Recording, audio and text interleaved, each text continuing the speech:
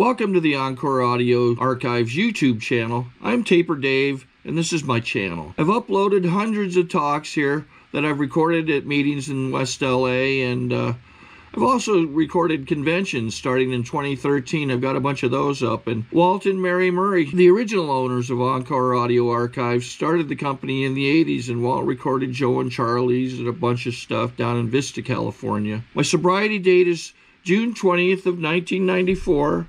I hope you find something you like, so please like and subscribe to my channel and comment down below. If you want to hear something that I don't have or that you don't see, I'll see that I get it. Anyways, take care and have a great day if you want to.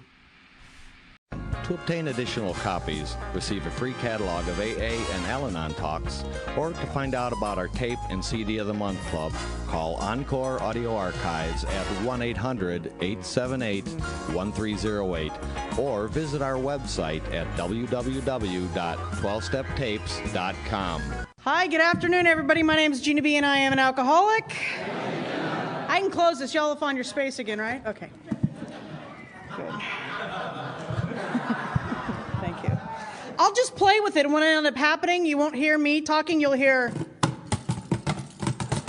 on the CD the whole time because I'll be fidgeting. Thank you so much to the committee for this year's roundup. I am so honored to be able to be of service and to be a participant in any level in Alcoholics Anonymous, and especially here this year. Thank you so much for asking me to come. Thank you. And thank you for putting on an amazing conference this weekend. It's been an absolute blast so far. And why do you guys got to make me cry so much already? Jeez.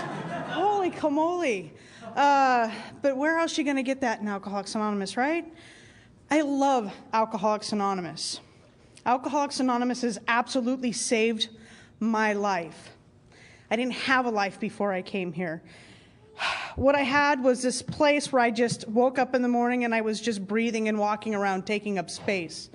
And I tried to take up as little space as possible. And I was miserable. And I can't tell you enough. There's not enough time in the day. There's not enough hours. I don't have a voice loud enough to tell you what a difference Alcoholics Anonymous has made to me. And I know that I'm not alone in that feeling. What I know today is I keep coming back to Alcoholics Anonymous, and I keep participating in the program of Alcoholics Anonymous, and I keep talking to people, and I keep being of service when possible, and I keep working with sponsees, and I keep doing all of these things to try to pass this thing on, because I know how crappy I felt walking through my days when I got here. I woke up every morning and it hurt to breathe. It hurt to breathe before I got here. I would wake up and I would pray that I would just die. I had been drinking for so long already, I didn't know whether I was going to be able to wake up this morning and not drink today, because it didn't even seem like it was a possibility, because I didn't know that you actually could breathe without drinking. There was no way I could fathom just continuing to do what I was doing because I was so miserable. I didn't know I was an alcoholic. I didn't catch alcoholism until I actually got to Alcoholics Anonymous. You know, my childhood wasn't the most fabulous one on the planet. There was all the police and the beatings and the alcoholism and the drug addiction and the neglect and the abuse and anything like that you guys can imagine. Insert here. I was the oldest of 3 girls. My father died when I was 11. My mom was an addict. We lived with her and her abusive boyfriends. She would say, like, hey, I'm taking off. I'm going to go get some peanut butter. You know, she'd show back up 3 days, maybe 2 weeks later. When my sisters went to, had parent-teacher conferences when they were in 3rd grade, my mom didn't go, I did. And I was like, hi, I'm here for Tina and Lisa. She's like, oh, yeah, that's great. Where's your mother? I'm like, no, I'm standing in. How are they doing now? I was only 2 years older than they were. You know, so I grew up a little bit faster than the average bear, I think, not unlike a lot of other people in Alcoholics Anonymous. But what happened is I watched what the people around me did, and I did. And what happens is I don't know where it's at, and it talks about in this book, there's some invisible line, or maybe there's no line at all. Maybe I was just born with the inability to handle my liquor at all, period, end of discussion. And I know that I have that physical manifestation of that allergy, and I have that mental obsession. So when I put in, I want more, end of discussion, that's it, and I don't care what it is. All I know is that when I started drinking, it wasn't like some magical thing that happened to me right out the gate. I don't know. I mean, the first time I actually had booze was when I was 18 months old. Dad gave it to me in the bottle, thought it was funny. I puked all over the bed. My mother was like, Frank, because really? 18 months? Oh my goodness. When I first decided to start choosing alcohol for my little fix, I was 7. I always was a real sensitive kid. I thought that, God, I just cried all the time. Did you clean your room, Gina? I'd be like, no, I'm so sorry. I was a never good enough daughter. I was a never good enough sister. And what happened is when I was 7, one time I went out, I was hanging out with friends. We were out getting just blasted somewhere in some abandoned, I was 7, I know, out in some abandoned houses. They were breaking things, putting holes in walls, doing the things 7-year-olds do, right? Pulling pipes out of the ground. Now everybody knows that the international sign for it's time to go home is when the street lights come on. I missed that roll call there. So my mom's out looking for a 7-year-old at 11 o'clock at night when she finally found me. I mean, and this is when I knew that I wanted to do this. And I didn't have the vocabulary with it, and I didn't actually put it all together. But when my mom said, where were you? And a light came out of my mouth, and I got smacked across the face. Instead of wanting to cry because I was disappointing my mom one more time, I had to look down at my feet because I wanted to laugh. And for the first time, I didn't feel like a sissy la-la. I didn't feel like I was this weak kid. And I was like, I had to contain my laughter, but something internal told me it's not the right time for this.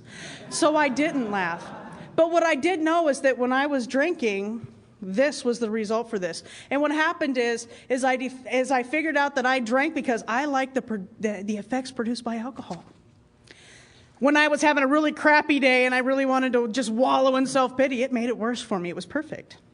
When I was having a really crappy day and I wouldn't be there and I didn't want to be there anymore, I could just drink and it made it better. When I was too scared to talk to you, all I had to do is drink and I had the courage.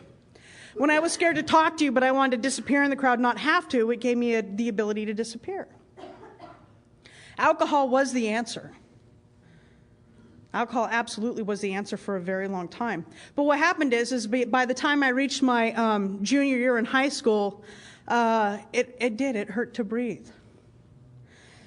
Getting up in the morning and just thinking, God, I don't know how I'm going to do this one more time.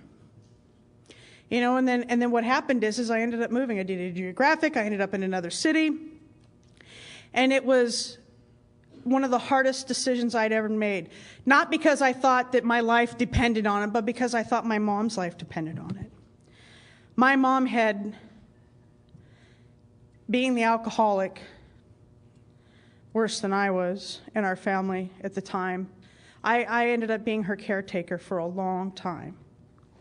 And I heard a lot of the time my sisters left because CPS came in and out of our lives, and they ended up doing what they do, and they started just a ball rolling. They didn't end up taking my sisters, but they went to live with my uncle. What ended up happening is that they did leave, and my mom would say, while she was crying, Gina, I don't know what I would do without you. I would die if you ever left. And I heard that on a regular basis. Now, with my inebriated 15-year-old brain, I knew that was a possibility. So when I was 16 years old and I made a decision to move because I thought I was going to die myself, I knew that if I left, there was a very strong possibility my mom might not make it. So I remember struggling so hard with the concept that if I leave to try to save my own ass, to try to go get sober, to do something different, that my mom might die. It was the most difficult decision I'd ever made.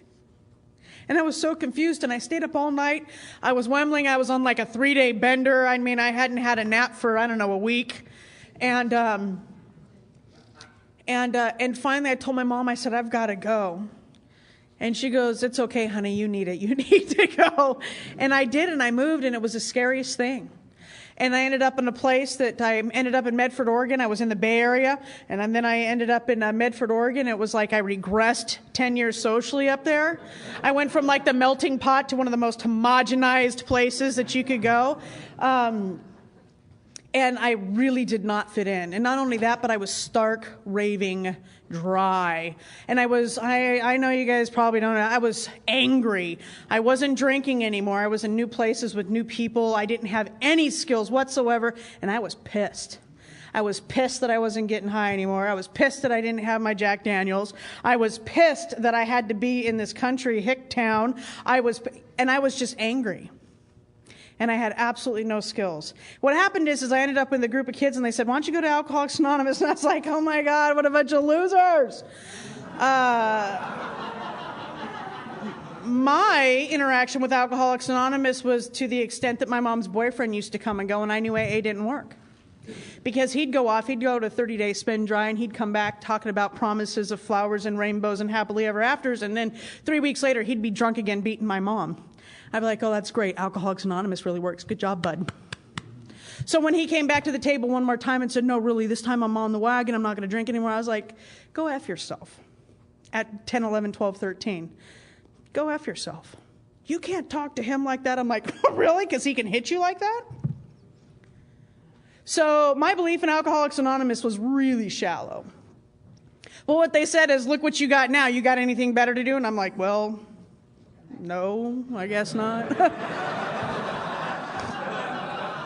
So what I did is I started going to meetings. So in February 89 to December of 89, I was in the program. I was going to meetings. I was trying to get connected. I was hanging around. God, I went to the meeting I was going to, they were like really old because I was 16 and they were super old. And I don't know, it was like the median age was like 35, 40, something like that. Right? And what happened is I'd sit there and I'd be like, oh my God, I don't know if I'm ever going to be able to stay here. And quite frankly, I was really fuzzy. I mean, because I had been kind of getting inebriated from 7 to 16, and that's a long time. I don't know, your brain's supposed to be developing or clicking and synapses and firing. And I think I missed out on a lot of that. So it took me about a year in here to actually figure out that I was staying sober. It took me about a year to figure out that, oh, you're really not going to drink. You're not drinking. This is what? But what happened is I came to the meetings. I really didn't fit in, but these 5 kids that were about my same age kept me coming back and coming back and coming back, and they started teaching me how to become a part of the thing. You know, so I'd go to meetings, but I still didn't get it. I didn't get that connection with God. I had a sponsor in name only. They said, hey, Gina, this is Jim. He's your sponsor. Gina, Jim, Gina. I'm like, hey, what's up? And then I never talked to him again, unless I saw him at a meeting, and I'm like, oh, my God, I'm so great. And then I'd go out and threaten to kick your ass because you broke my cup. True story. Don't break my Gumby mug. So, stark raving sober, no program to speak of, no connection with God. And I'd go and I'd try to read the big book, and I thought for sure I was going to get it, and I didn't understand it. You guys all got something here that I didn't understand, and I didn't know why. And I was sitting there, and I tried to read this big book, but I don't know if you guys know this or not, but the big book of Alcoholics Anonymous is not very alcoholic friendly. It needs an interpreter. We call them sponsors. So what happened is trying to do this thing solo did not work, and in December I ended up in an old place, back in the Bay, right, with old friends doing old things. New Year's Eve party, what? I had no God to speak of. I wasn't working steps. I wasn't going to meetings. Can you figure out what happened? Oh, yeah. Yeah. And so up until this point in time, I mean, I knew I needed to change my life, and I knew I was going to kind of stop drinking and all that kind of weird stuff, but I really didn't want to stop drinking. And by the time I get to this point in my life, I was like, I really don't want to drink anymore. My story was not one of those. I was like, oh my God, I didn't want to drink, and I tried to quit so many times, but alcohol, I was just never like that. I was like, why do you use? Because I want to. I mean, that was truly my answer for it all. So until this point in time, I'd never had that like struggle that I hear lots of people talk about with alcohol, trying to quit and trying to put it down, and one more broken promise. I didn't have those because I never made those promises because I knew I was getting drunk. But December 31st, 1989, I was at that party. And, Beastie Boys, Brass Monkey, License Deal come out. What? Right? So there's a bottle of Brass Monkey in the back. And my alcoholic drink, my alcoholism dresses my drink up. It doesn't say, you need a drink. It says, oh, my God, you've never tried Brass Monkey. What is a girl supposed to do? So what it ended up doing is I stood in front of that bottle and I cried. Because for the first time in my life, I didn't want to drink anymore. And the loudest voice in my head was the one telling me, you had never tried Brass Monkey. I heard the other voice that said, that's none too smart. But it was so quiet because I hadn't developed that conscious contact. I hadn't done the footwork. I didn't have practice doing something different. To obtain additional copies, receive a free catalog of AA and Al-Anon talks, or to find out about our tape and CD of the Month Club, call Encore Audio Archives at 1-800-878-1308, or visit our website at www.12steptapes.com. And I ended up drinking anyways. I left the party that night, and I can tell you I still don't know what brass monkey tastes like. Yeah.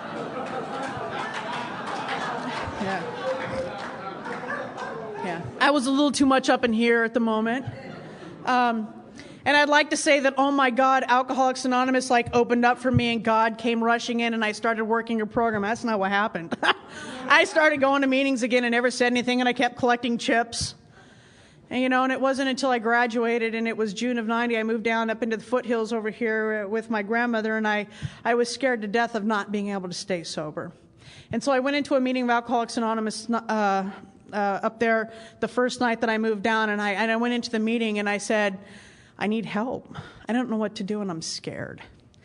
And if you want help, that's all you got to say in a room of alcoholics. I am responsible. When anyone anywhere reaches out for help, I want the hand of AA always to be there. And for that, I try to do that to the best of my ability today. See, because I really do not want anybody in this room, out of this room, who wants recovery, who does not want to be a slave to alcohol anymore, to ever feel like I felt like when I got here. It's a horrible feeling. And I understand. And it doesn't matter what the backgrounds are. It doesn't matter what our social, economic backgrounds are. It doesn't matter any of that. So what happens is I went to that fellowship and they started teaching me how to interact with other human beings. Because I had been around, a lot of people in my life thus far, because I was alive and I was sucking in air and I was on this planet and I was partying. I'd been to plenty of parties and I'd been with a lot of people, but I had no idea how to communicate with you. They started telling me how to be a part of. And it was really similar to Solisa's experience last night. They'd be like, hey, we're having a picnic tomorrow. You come on down. I'm like, no, I'm cool. They're like, really? You should come. And I'm like, no. They're like, good, bring potato salad. We'll pick you up.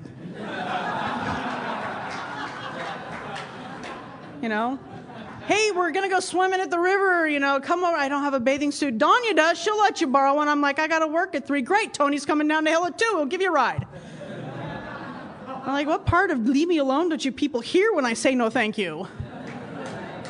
But they didn't let me sit on the sidelights. So I spent my first 3.5 years in the program. I started getting involved. I went to meetings. They didn't have any young people up there except for me. So I was about 18 at the time. We started a young people's meeting. I was the young people. It was on Sundays. They made me the secretary. It was fabulous. And I secretaried it for 3 years because there was no other young people. I started getting involved. I started doing hospitals and institutions work. I was going into the Women's County, the Mule Creek State Prison. I was going into CYA Pine Grove, CYA Pioneer. I volunteered to be on all the committees.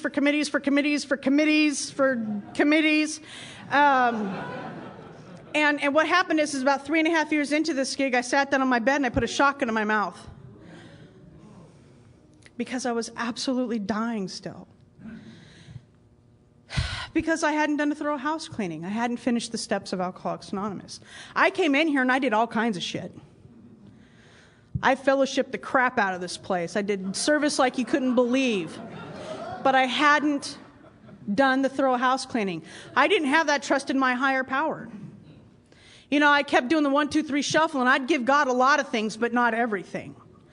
And what happened is I was really afraid. There was this piece of me I wasn't willing to give up to anybody else. There was this piece that I was really afraid of. When I was, I think, 12 or 13, my mom had asked me one time, are you gay? And I'm like, what? Hell no. Why are you asking? Why would you ask that? And then I'd walk away scratching my head going, what's gay? I had friends the whole time I was growing up talking about, you're a lesbian. I'm like, why you guys got to be dicks? Why do you have to, right? This was my mentality. Why do you have to? And I had so much fear. So when I was finally about the 3.5 year sober mark, I was finally starting to thaw out internally, emotionally. And I mean, because when I was out there, really, I didn't have any time for anybody. I didn't care who you were. I had time for my bottle, and that was it. So it was kind of hard to figure out who the heck you are when I'm inebriated the whole time. So I was about 3 years dried out now, and I was starting to have stuff. And one of the biggest things was I thought I might be a lesbian. And I was scared to death. I was absolutely scared to death because I don't know how to be a lesbian. How do you be a lesbian? I don't know. What were my friends going to say? I just found this new family in Alcoholics Anonymous, and are they going to hate me? Oh my God, conservative, Republican, foothills? Are you kidding me? What is my family going to say? What are my sisters going to say? Am I going to burn in hell like I hear about all the time? I don't know. I don't know, And so I sat there with that shotgun in my mouth. Sorry to interrupt your viewing. Taper Dave here. Just wanted to take a second to ask you to like and subscribe to my channel. And let me know if you like what you're listening. I've got some very good talks here, and this one's a great one. Just curious, do you think this is better than Zoom? Tell me what you think. Talking about God, I don't know how I'm going to do this. I have no clue. I'm sober. I'm supposed to be like, yay, happy. And all I want to do is die right now because I think I might be gay, but I don't even know how to do that. And I heard just this quiet voice say, it's okay. Why don't you just do like we do here in Alcoholics Anonymous? Just take it one day at a time. I was like, whoa. And so I was like, okay, I'm willing to do that. I'm willing to do that. I don't know what it's going to look like. I don't know how my life's going to be, but I'm willing to do that. So I put those Doc Martens on, and then I just never took them off, really. Yeah.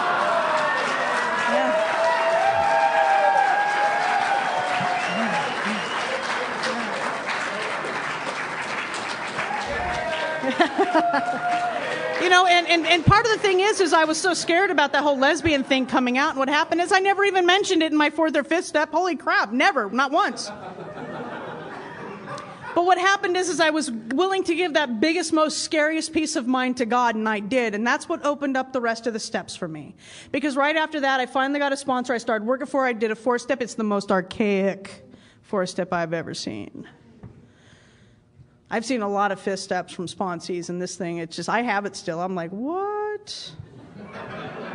But what that thing did was it opened up the rest of the steps for me. It opened up everything because I did 4, and then I was finally able to do 5. And then from there I did 6. I mean, I was just like steamrolling through these things. And the quality of my life changed dramatically. Being in Alcoholics Anonymous and doing the steps, and being in Alcoholics Anonymous dry as a tinder, not doing them, 2 completely different experiences. I am not perfect. I screw up still all the time. I piss people off on a regular basis.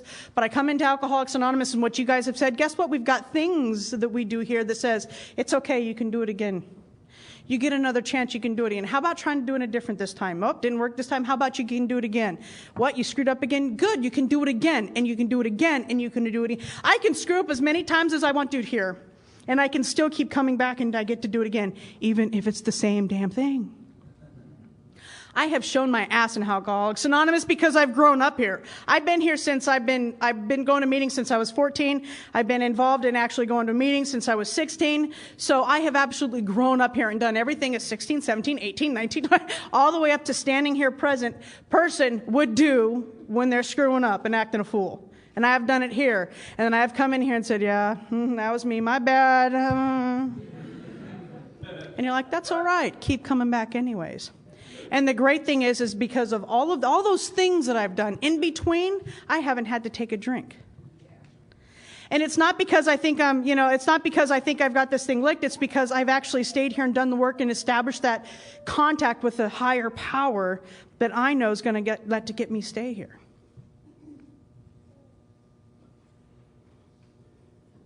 I continually have to keep doing this thing. I'm absolutely human, and I'm going to continue to make some mistakes, sometimes the same ones.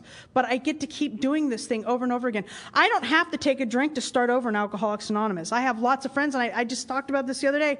There are so many people I know in Alcoholics Anonymous who feel like, oh my God, things have gone to shit, and they take a drink so they can start over. You don't have to do that. If you're in pain and you're sitting here and you're miserable and you think things aren't going right and it looks like there's no way out, good, stay. Start over today. You can start over without taking a drink.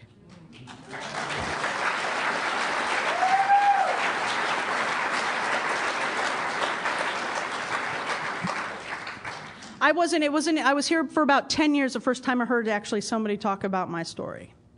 I'd been in Alcoholics Anonymous, and I heard a lot of identification pieces that I'd heard from everybody in here, but I had never really heard my story. Someone kept trying to get me to go to young people in Alcoholics Anonymous, and I'm like, blah, blah, blah, right? Don't they trash hotels? Because it happened once, so that's the only thing anybody ever hears, including me. I'm like, that's all they do is trash hotels and screw up and act a fool and blah, blah. So finally, a friend of mine trying to get me to go for like 2-3 years. I was about 10, 12 years sober, something like that. I went to a meeting of Alcoholics Anonymous, and I sat down in the meeting, and someone was sharing, and she told my story for the first time. I had never heard my story in here. 10 years I'd been around here, but I had never heard my story. And they didn't do it right at the meeting, and they screwed up, and the secretary wasn't doing her job, and they didn't treat it. So what happened is I kept going back to the young people's meetings. And what happened is I started getting involved. And I know I am not necessarily a young people anymore, but I got here when I was young. And I continue to do work in Young People in Alcoholics Anonymous, and I'm a member of SACUPA, which is the Sacramento Area Young People of Alcoholics Anonymous. You know, we're a Wacky bid committee. Wacky is the Western Area Conference of Young People in Alcoholics Anonymous. The conference is actually going to be December this year in Hawaii. We're actually bidding for it to try to get the conference to come back to Sacramento next year. But what an amazing experience. I can't tell you how many times, me personally, I hear somebody talk about any meeting, oh my God, I've spilled more than you drank. Really? I didn't get to Alcoholics Anonymous when I was 16 because my life was fabulous and not out of control. I know what alcoholism feels like, because alcoholism, John Barleycorn does not give a crap how old I am. It doesn't care. It doesn't care whether I'm a lesbian or not. My disease wants me dead. And the only defense I have against it are the steps of Alcoholics Anonymous, a relationship with a higher power in the community that we call we. The identification piece in the community we have here in Alcoholics Anonymous. You know, and I stay here because A, I don't want to die, and I'm very selfish like that. And B, I want to be able to give this thing back to somebody else who walks through those doors, which is in turn quite selfish because I get to stay here because of that as well. But I want to be around here. We meet frequently so others may find us. You know, when I go into a meeting of Alcoholics Anonymous and I sit there, it's not always for me all the time. Sometimes I go in there and it's just because I'm looking for who I can find in there, who I can raise my hand and say, hey, you're brand new here? Crazy great. Come on, we're going to do coffee afterwards. We're going to do tacos afterwards. We're going to do whatever. Everybody goes to ice cream after the meeting. You know, I have to check myself all the time because I have a lot of people that I love and care for in Alcoholics Anonymous, and I get into my home group meetings, man, and I want to chat it up. I want to commune. I want to talk to everybody. And I always have to remember what I'm here for. You know, the main purpose, my purpose now, this is amazing. I really did not have until I got to Alcoholics Anonymous, is to try to do my higher power's will to the best of my ability and carry this message and be of service. You know, and there's a lot of other service in Alcoholics Anonymous besides Alcoholics Anonymous. I had the opportunity about 4 years ago to start taking care of my grandmother. This is the same woman who, when I was about 14 years old, I was in her driveway doing some nefarious stuff, and she said, get the hell out of my house and don't ever come back. You know, the same woman who, when her health started to fail, she came up to me and she said, you know what, Gina, I love you so much, and will you please take care of me? So we got to take care of my grandmother the last 4 years of her life. And that was the most difficult and rewarding thing I've ever done. Being of service. And now I'm of service to another little human being who's just a year old, stark raving crazy. And he takes up a lot of time. You know how hard it is to train him to get out of bed the right way? He doesn't listen very well. I feel like I'm in an Alcoholics Anonymous meeting when we have discussions most of the time. You know, my today is good. I have a wonderful wife. I wouldn't want to co-parent with anybody else. She's an amazing woman. She's also a member. I'm going to throw her under the bus. Yep, she is. And we have this great little guy that I get an opportunity. He is such the bright spot in my life today. I am so fortunate to be a sober member of Alcoholics Anonymous and able to be here and to be of service in any capacity. If you didn't hear how much I love Alcoholics Anonymous today, ask me about it after the meeting. Thank you so much to the committee. I appreciate everything, and you guys are wonderful. The speaker's been wonderful. TJ, woohoo! Go team. Thank you, guys.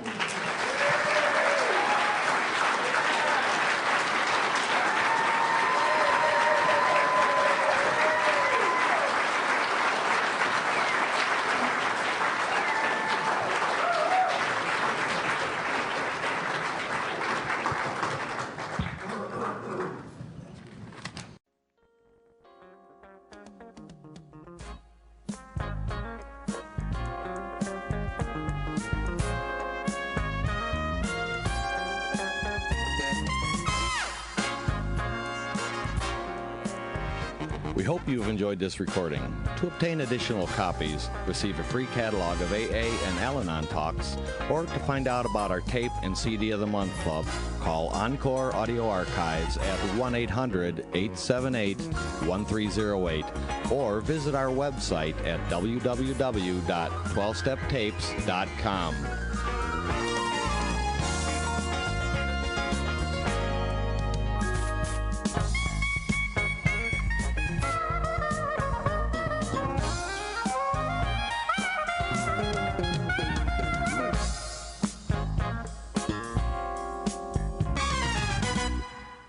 I think we got a great talk going on here. Thanks for watching the channel. Taper Dave here.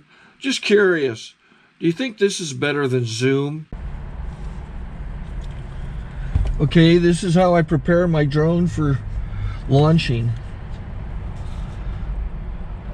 I like to do it inside the cab of my truck so I'm not standing outside in the weather. To install the joysticks for control, up and down, right and left, powered on.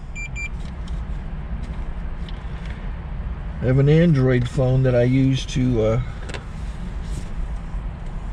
connect it to the drone with, and it's actually controlled through the iPhone, through an app. Oops, wrong way.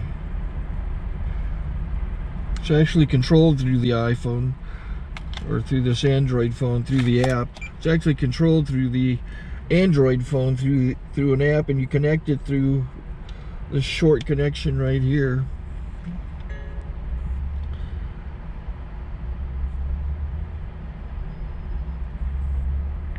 Remote control connected. Remote control's connected. So I pull out the drone. I have to extend the legs, long legs extended first, then the short legs. Remove the gimbal protector. Set that aside, then power it on one short burst, then one long burst. I lay it down. So I have to go to calibrate. So the drone's not connected yet. It shows you here as this drone gets disconnected, even though the remote's powered on. So the drone has to establish it's connected. So I go into the app to calibration mode.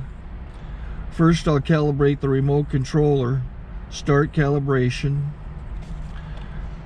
Out, in, oop, out, in, up, down. And then this little wheel is to control the gimbal. So it's calibrated. Go to gimbal calibration, start calibration, and then it calibrates the gimbal. I don't know if that shows up. The gimbal's moving all over the place. Changes, you can see it on the video. And I'm calibrated to take off. It's acquired 7 satellites at the moment.